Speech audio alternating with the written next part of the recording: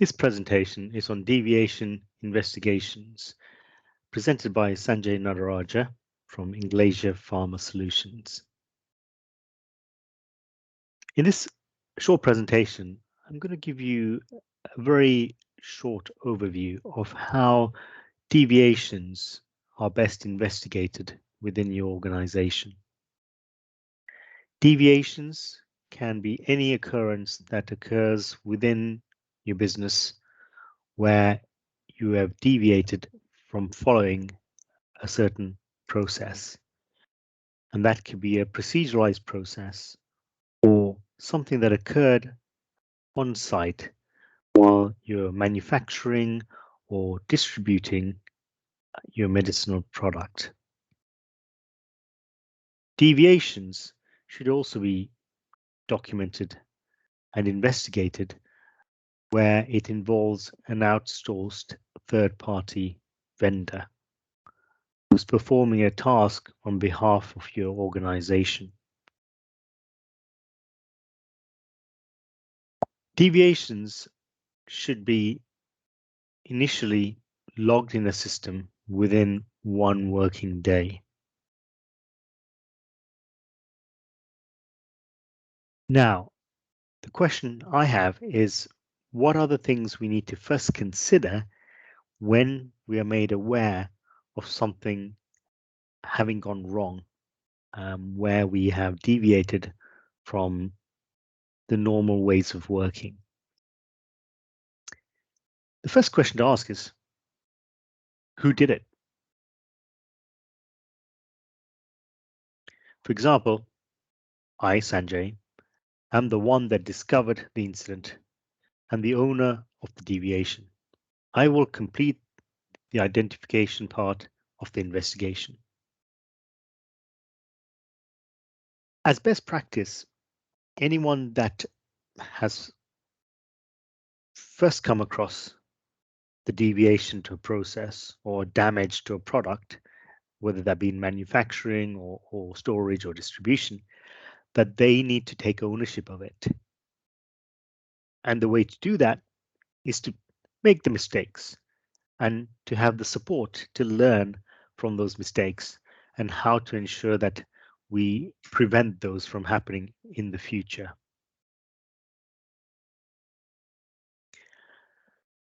So what went wrong? Now, as an example here, when I was performing the isolator manipulation, I made a tear on my isolator glove. So this is where we say, I was the person that discovered this. What happened? The deviation occurred. It was when I was performing a manipulation in the isolator, and while I was doing that, I made a tear to my glove. And when did this happen? So remember, at the time of the event, we need to record instantly what went wrong. So as soon as the event happens, we must record it and avoid leaving it for a number of days, because by that time, we wouldn't know the full story of what had happened. When did it happen? It happened at 11:20, the 10th of January 2021, during my operator qualification training exercise. And where did it happen? I was in Suite 4 and using isolator serial number 004. So as you can see, we're starting to get more and more information around this incident that occurred. And we're trying to get a good picture of what happened, when it happened, where it happened. Now, why did it happen? Well, I was removing a needle from a syringe. It was difficult to remove. I used a lot of force, and when it came off, the needle went straight into the glove, causing it to tear. As you can see, the first part of the investigation, which really should capture all the information around the incident comes from the person that first discovered it or was the cause of that deviation. And they're giving all the information that they are aware of instantly. Now, if someone was to wait, say, for 5 days before they start to provide this information, it's most likely you'll find that they'll be missing some key bits of information. Like, for example, the time it happened or which room did this incident occur in. So remember, just to summarize this slide, step one is the initial gathering of information for the investigation. Make sure that you know who did it. That person takes the initial ownership of this incident. What happened? When did it happen? Where it happened? And why did it happen? Capture all this information as the first part of the deviation investigation.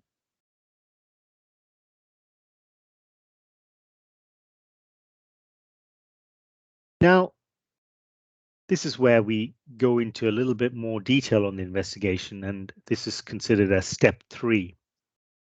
You could look at this as a form which has got 3 sections. Step 1 is the initial gathering of information of the incident.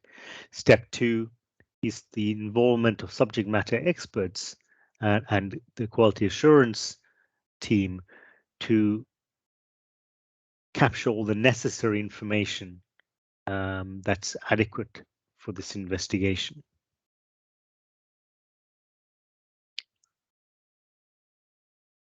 What should I consider when writing the investigation?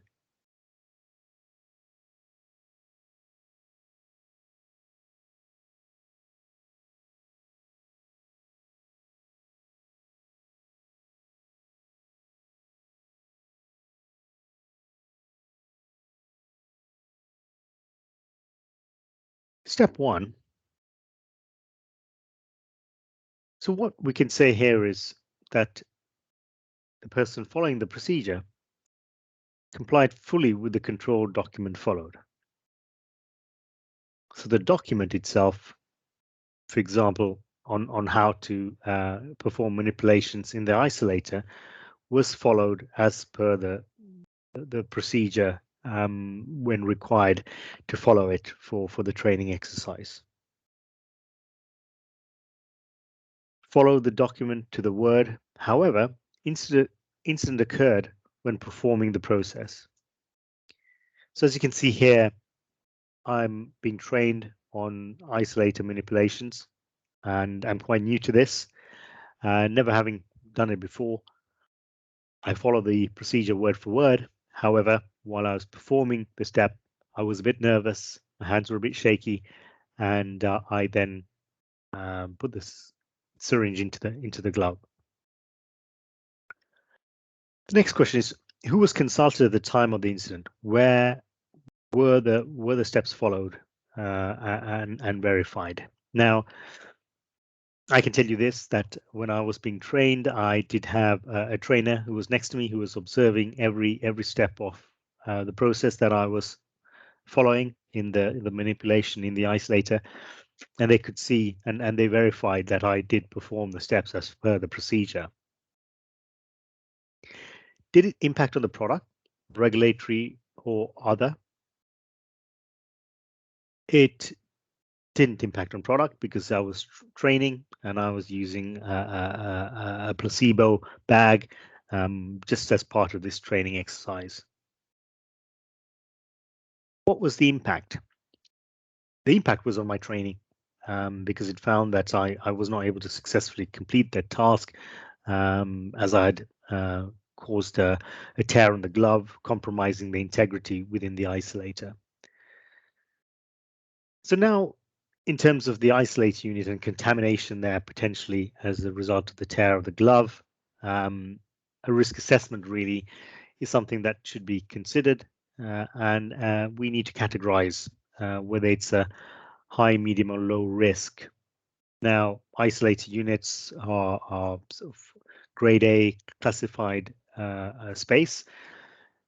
A tear in the glove, potential contamination into the isolator. So this would typically be considered as a major. I mean, we're not considering it here as a critical because there wasn't any actual product, as this was a training exercise. However, there could be a risk of contamination of the isolator. Was it possible to continue with the process despite the incident, and why? So here, as this was a training exercise and there wasn't any potential risk to the product because there wasn't a product there, we were still able to continue with the training to ensure that all the other steps I was able to follow as per the procedure. Are there any past deviations similar to this incident? And this is where we would want to look back at previous records to see whether trainers and the trainee had come across an incident like this before, where there was a tear to the glove. Perhaps if there was, then it could mean that it's something potentially to do with the procedure, not giving clarity on certain steps that are at higher risk of causing tear to a glove, for example. Something to think about when we go into the root cause analysis part of the deviation investigation process. And remember, with all of this data in terms of incidences, they're all about making improvements to your processes within your organization, and even the extended outsourced service providers. So the next step is step 3. And with all these questions that we've asked and gathered the necessary data, we can then review all this and get to a point where we can find out the root cause of this particular incident.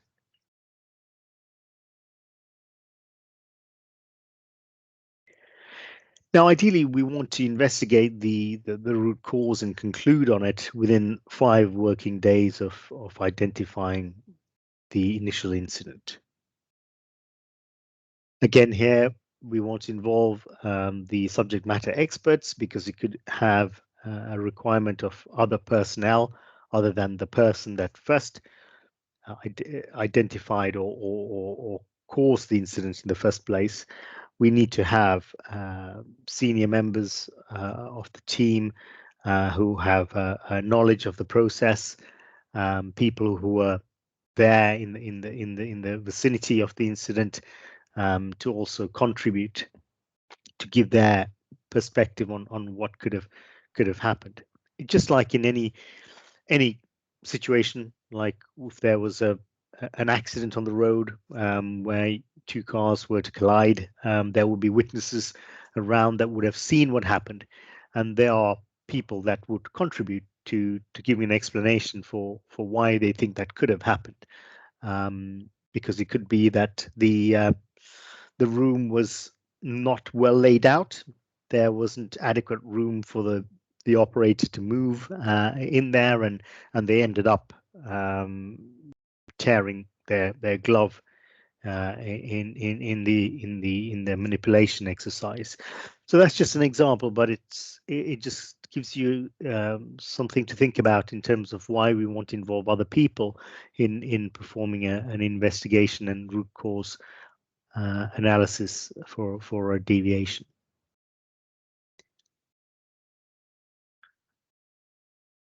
The root cause analysis of incident, consider these areas that could have impacted on your operational activity. Whenever you do your investigation, remember that materials could have played a part in the incident. So, for example, the gloves that I was using when I was doing the manipulation in the isolator could have been of a poor quality. There might have been very thin material that just a slight touch of the syringe would have caused it to tear. Maybe a thicker material of isolated glove would have avoided that. The premises. So here is the room appropriately set up? Is the isolator appropriately laid out? Adequate lighting, very clear to see when performing the manipulation, to see where potentially the syringe could go onto the glove. So visibility is appropriate and sufficient. So think about your surroundings. Could they have been a contributory factor for that deviation? Personnel, people. Was the operator, was I, as a trainee, being distracted by the trainer? Was I talking to them while I was doing the manipulation? Did anyone see us talking during the training exercise that could have distracted me and caused me to cause that tear on the glove? Documentation. Was the procedure clear to follow? Was it highlighting higher risk steps where things such as tears to gloves could occur, and a notice of caution being placed in the appropriate places within the procedure, for example? Was it adequately described? Contracted services. So, for example, if you're using an outsourced provider to actually perform the training within your organization, and you found that their trainers are not appropriately trained to highlight certain tricky steps within the aseptic process simulation, and we found that their training was substandard, that could have been the contributory factor here, perhaps. Internal and external audits. So one of the things to also think about is, how have we been controlling our audit program? Have we been assessing such areas where we've had deviations in the past to ensure that appropriate controls are in place to mitigate such events happening?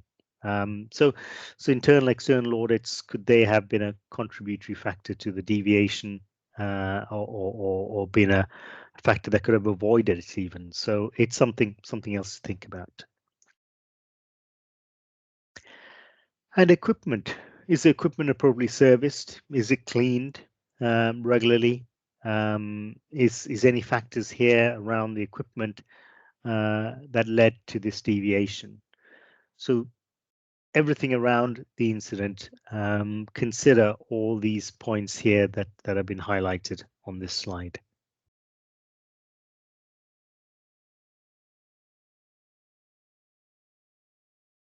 So with this information, looking at these areas, performing the risk assessment, you should be able to identify immediately what was the issue, and how would you classify this as, in terms of, is it something that's a critical, major, or minor incident?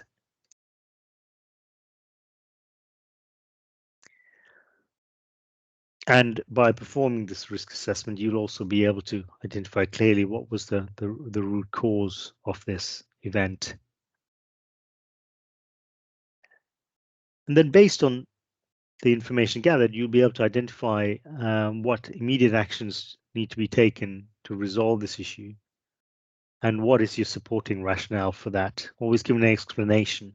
I've seen many cases where people have given some corrective actions or solutions for immediate fixes. However, they're not really given their justification for why they've chosen that particular corrective action, immediate corrective action, based on what aspect of the investigation had led them to that, had not been made very clear. So always make sure that you provide a rationale behind what was the immediate fix that you'd identified.